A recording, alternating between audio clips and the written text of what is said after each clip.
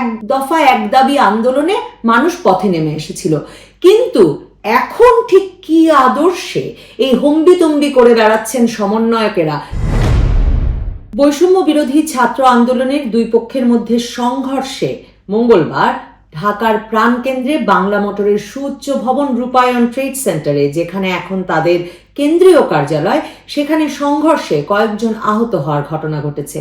এর আগে পিরোজপুর, চট্টগ্রাম সহ বাংলাদেশের নানা জায়গা থেকে বৈষম্য বিরোধী ছাত্র আন্দোলনের দুই পক্ষ কিংবা তাদের পকেট থেকেই উদ্ভূত রাজনৈতিক প্ল্যাটফর্ম জাতীয় নাগরিক কমিটির সঙ্গে তাদের দ্বন্দ্ব, হাতাহাতি, মারামারির খবর পাওয়া গেলেও ঢাকা শহরে এই প্রথম কেন্দ্রীয় কার্যালয়ে তাদের সংঘর্ষ ঘটে গেল এবং কয়েকজনকে হাসপাতালে যেতে হলো রক্তাক্ত হয়ে। সে ছবিও সংবাদ মাধ্যমে চলে এলো।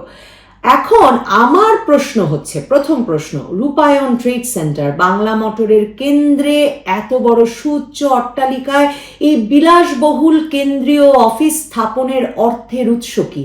বৈষম্য বিরোধী ছাত্র আন্দোলনের অর্থের উৎস কি? কিভাবে তারা এই কেন্দ্রীয় কার্যালয় সহ সারা দেশে তাদের নামে কিংবা জাতীয় নাগরিক কমিটির নামে কার্যক্রম চালাচ্ছে কিংবা কার্যালয়গুলো মেনটেন করছে?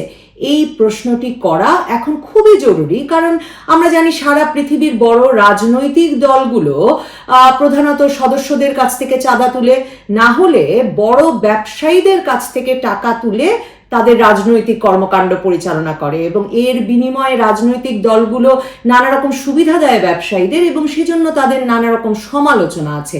অন্যদিকে গত 2 দশকের বেশি সময় ধরে আওয়ামী লীগ, বিএনপির বিরুদ্ধে আমরা রাজনৈতিক দল পরিচালনার নামে চাঁদাবাজি, টেন্ডারবাজি সহ কোন অভিযোগ তুলি নাই।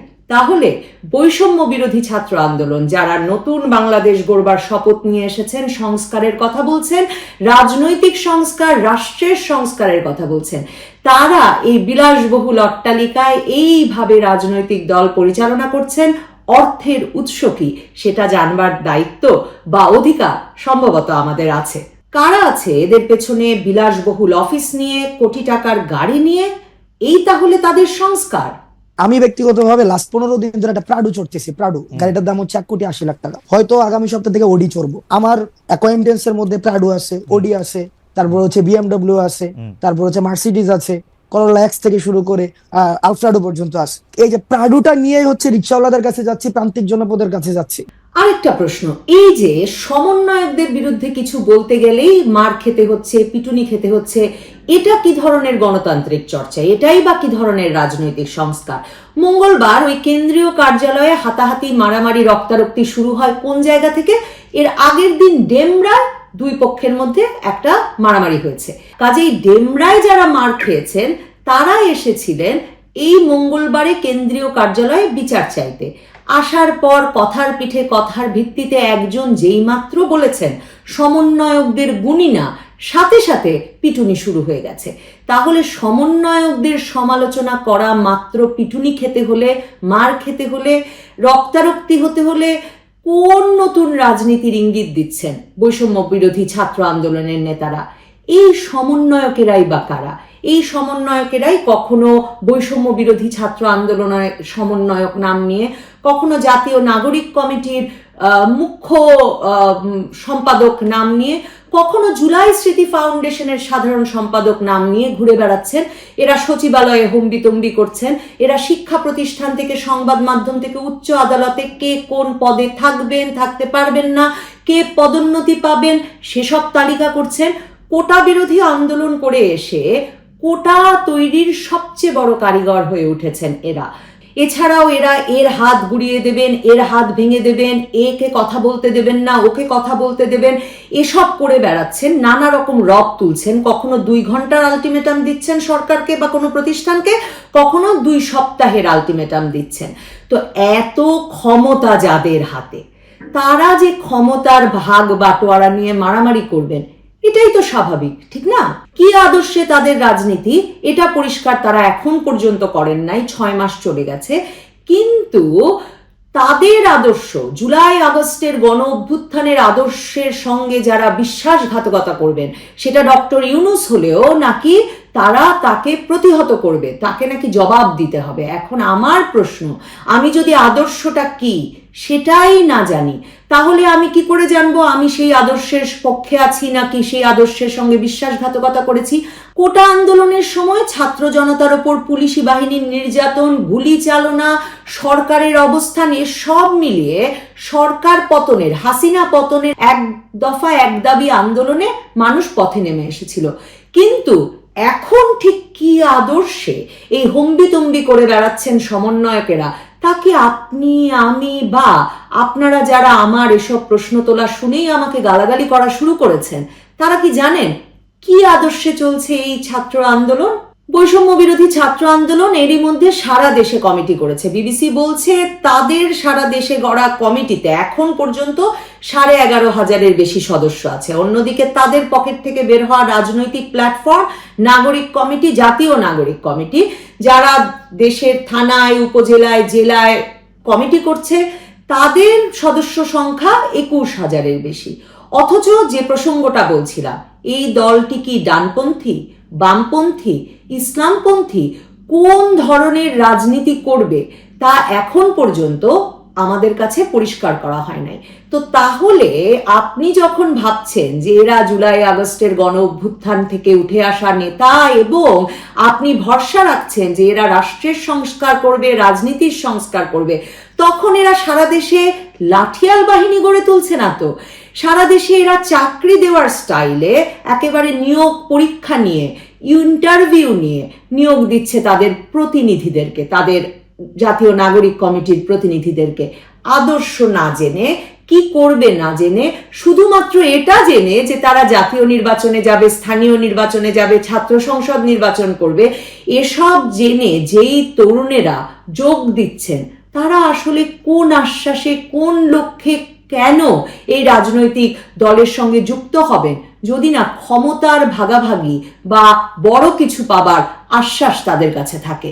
এখন আপনারা যারা আমার উপর রেগে গিয়ে বলবেন যে যাই হোক, বৈষম্য বিরোধী ছাত্র আন্দোলন মারামারি করুক, হাতাহাতি করুক, সারা দেশে বাহিনী গড়ে তুলুক, অন্তত ছাত্রলীগ তো এরা নয়। ভুলে যাবেন না, জুলাই মাসের আগ পর্যন্ত এই সার্জিস আলম, এই হাসনাত আব্দুল্লাহ, বৈষম্য বিরোধী ছাত্র আন্দোলনের মূল মুখ হয়ে উঠেছেন যারা, তারা প্রত্যেকে ছাত্রলীগের কেন্দ্রীয় রাজনীতির সঙ্গে জড়িত ছিলেন। এই দুইজনই ছাত্রলীগের কেন্দ্রীয় সহ সম্পাদক ছিলেন। হঠাৎ করে জুলাই মাসে ভোল পাল্টে তারা ছাত্র জনতা, সাধারণ ছাত্র জনতা হয়ে উঠলেন এবং ছাত্র আন্দোলনের নেতা হয়ে উঠলেন। জুলাই মাসের মাঝামাঝি ভোল পাল্টে আন্দোলনের সমন্বয়ক সেজে এরা এখন জায়গায় জায়গায় গিয়ে প্রশ্ন তুলছেন, আপনি, আমি, আমরা কোথায় ছিলাম 15 বছর ধরে? দেখুন, ইউনূস সরকারের আশকারায় যখন সারা দেশে বাহিনী গড়ে তুলছেন তারা, তখনও আমরা জানি না তাদের ওই ছদ্মবেশের কারণ, তাদের ওই ছদ্মবেশের রাজনীতি আদৌ এখনো শেষ হয়েছে কিনা এবং কি তাদের রাজনৈতিক আদর্শ। বঙ্গবন্ধু যখন তার গাড়িতে উঠবেন, ব্রিটিশ প্রধানমন্ত্রী নিজে সে গাড়ির দরজা খুলে দিলেন। সাংবাদিকদের প্রশ্নে তিনি উত্তরে বলেছিলেন, আমি জানি আমি কাকে সম্মান জানিয়েছি, আমি জানি কাকে কতটুকু সম্মান জানাতে হয়। তিনি কোনো সাধারণ মানুষ নন, তিনি একটি জাতিকে মুক্তিদাতা, এক মহান বীর। সারা পৃথিবীতে ছাত্র আন্দোলন শেষে ছাত্ররা শিক্ষা প্রতিষ্ঠানে ফিরে যায় এবং আপনার মনে থাকবে আগস্ট মাসেও চট্টগ্রাম বিশ্ববিদ্যালয়, জগন্নাথ বিশ্ববিদ্যালয় সহ অনেক বিশ্ববিদ্যালয়ের সমন্বয়কারীরা একযোগে পদত্যাগ করেছিলেন যে তারা মনে করেন না যে সকল ছাত্র জনতার সমন্বয়ে যে এক দফা এক দাবির আন্দোলনে তারা সফল হয়েছেন, যে গণ অভ্যুত্থান তারা ঘটিয়েছেন, তারপর এখন একটা রাজনৈতিক প্ল্যাটফর্ম এই বৈষম্য বিরোধী ছাত্র আন্দোলনের পকেট থেকে সৃষ্টি হতে পারে। কিন্তু হয়েছে, জাতীয় নাগরিক কমিটির নামে রাজনৈতিক প্ল্যাটফর্ম গড়ে তোলা হচ্ছে। এখন আপনাকে আমাকে তো প্রশ্ন করতে হবে যে এই যে তারা ব্যানার ফেস্টুন নিয়ে থানা থেকে, জেলা থেকে, উপজেলা থেকে তাদের দল এসে 16ই ডিসেম্বরে বিজয় র্যালি করলো, এই বিজয় র্যালিতে আসা যাওয়ার খরচ তাদের কর্মীদের কে দিল? ব্যানার ফেস্টুনের খরচ তারা কোথায় পাচ্ছে? মানে তারা এমন সুসংগঠিতভাবে আগস্ট মাসে তারা সরকারের পতন ঘটালো, আর সাথে সাথে এতটা সুসংগঠিতভাবে, এতটা আর্থিক শক্তি নিয়ে তারা জনবল গড়ে তোলার সুযোগ কিভাবে পাচ্ছে? সারা দেশে তাদের যত সভার খবর পাই, দেখতে পাই, ছবি দেখি, সবখানে তারা শীতাতপ নিয়ন্ত্রিত ঘরে বসে আছেন। তো এদের পেছনে কারা আছেন? কারা তাদের সংগঠিত করেছেন? কারা তাদেরকে দল গঠনের প্রস্তুতি নিতে এই বিপুল পরিমাণ অর্থ যোগান দিচ্ছেন? এই অর্থ যোগান দানকারীদের নামও যদি আমরা জানতে পারতাম, তাহলেও হয়তো বুঝতে পারতাম কোন আদর্শ নিয়ে রাজনৈতিক দল গঠন করছেন এরা। ফেসবুকে পোস্ট দিয়ে সার্জিস আলম জানিয়েছেন তিনি জুলাই শহীদ স্মৃতি ফাউন্ডেশনের সাধারণ সম্পাদক পদে আর থাকছেন না। একই সঙ্গে তিনি বৈষম্য বিরোধী ছাত্র আন্দোলনের অন্যতম সমন্বয়ক, তাদের রাজনৈতিক প্ল্যাটফর্ম জাতীয় নাগরিক কমিটির মুখ্য সংগঠক, আবার জুলাই শহীদ স্মৃতি ফাউন্ডেশনের সাধারণ সম্পাদকের দায়িত্ব পালন করছিলেন। তো এখন তিনি বলছেন যে সময়াভাবে তিনি যথেষ্ট সময় দিতে পারবেন না এই ফাউন্ডেশনের কাজে, তাই তিনি সরে দাঁড়াচ্ছেন এবং মুগ্ধর ভাই মীর স্নিগ্ধ এখন থেকে জুলাই শহীদ স্মৃতি ফাউন্ডেশনের দায়িত্ব পালন করবেন। আমরা জানি যে জুলাই আগস্টে আহতদের রাগ ক্ষোভের কথা, দিনের পর দিন হাসপাতালের চিকিৎসার খরচ, কারো কারো ব্যয়বহুল অপারেশনের খরচ, ওষুধের খরচ, দীর্ঘ সময় ধরে মাসের পর মাস ধরে চলা পুনর্বাসনের খরচ, এগুলো মেটাতে না পেরে কখনো তারা হাসপাতালে, কখনো তারা রাস্তায়, কখনো তারা সচিবালয়ে গিয়ে বিক্ষোভ করেছেন, কিন্তু তাদের সমস্যা মেটে নাই। সংবাদ মাধ্যমে ধর্ণা দিয়ে এক একজন তাদের দুর্দশার কথা, বিপদের কথা জানাচ্ছেন, বলছেন 16000 নম্বর, যেটা জুলাই শহীদ স্মৃতি ফাউন্ডেশনের হটলাইন, সেখানে ফোন করলে কাকে পাওয়াই যায় না, আর এই ফাউন্ডেশনের ভেরিফিকেশন শেষই হচ্ছে না। ডক্টর মোহাম্মদ ইউনূস অবশ্য সাম্প্রতিক সাক্ষাৎকারেও বলেছেন যে এই ফাউন্ডেশনের কোনো টাকার অভাব নাই, আহত নিহতদের দেওয়ার মতো টাকার কোনো অভাব নাই, তবে কত সময়ের মধ্যে এই কাজ করা যাবে তা যেহেতু কথা রাখা যাবে না, তাই সুনির্দিষ্ট কোনো সময় তিনি দিতে পারছেন না। 31শে ডিসেম্বর পর্যন্ত এই ফাউন্ডেশন হিসাব দিয়েছে যে তারা 48 কোটি টাকা বিতরণ করেছে। এখন সার্জিস আলম যে জুলাই শহীদ স্মৃতি ফাউন্ডেশনে আর সময় দিতে পারবেন না, সেটা খুবই স্বাভাবিক। কারণ ধরেন আহত নিহতদের কাছে অর্থ পৌঁছে দেওয়া, তাদের ভেরিফিকেশন শেষ করা, তাদের তালিকা করা, এর চেয়ে আসলে অনেক জরুরি এবং এর চেয়ে অনেক গুরুত্বপূর্ণ কাজ এখন সার্জিস আলমের জন্য হয়ে উঠেছে পঞ্চগড়ে জনসংযোগ। তাকে দেখা যাচ্ছে তিনি পঞ্চগড়ে গিয়ে বলছেন পঞ্চগড়ের মানুষ চাইলে তিনি সেখান থেকে সংসদ সদস্য হিসেবে নির্বাচন করবেন, এবং রাজনৈতিক নেতাদের মতো সেখানে তিনি দরিদ্র মানুষ জড়ো করছেন, কম্বল বিতরণ করছেন এবং বলছেন যে পঞ্চগড়ের উন্নতিতে তিনি তার জীবন উৎসর্গ করতে চান। তবে সার্জিসের জনসংযোগের খরচ কিংবা কম্বলের খরচ কোথা থেকে আসছে তা যেমন জানা যায়নি, তেমনি ঠিক কোন রাজনৈতিক আদর্শ নিয়ে তিনি রাজনীতির মাঠে নেমেছেন, সেটা কি তার পুরনো আদর্শ ছাত্রলীগের আদর্শ, নাকি নতুন কোনো রাজনৈতিক আদর্শ নিয়ে তাদের দল বৈষম্য বিরোধী ছাত্র আন্দোলন কিংবা তার দল জাতীয় নাগরিক কমিটি রাজনীতির ময়দানে আসছে, তা এখনো পরিষ্কার নয়। এই প্রশ্নগুলো তোলা জরুরি, এই প্রশ্নগুলোর উত্তর চাওয়া আমাদের দায়িত্ব।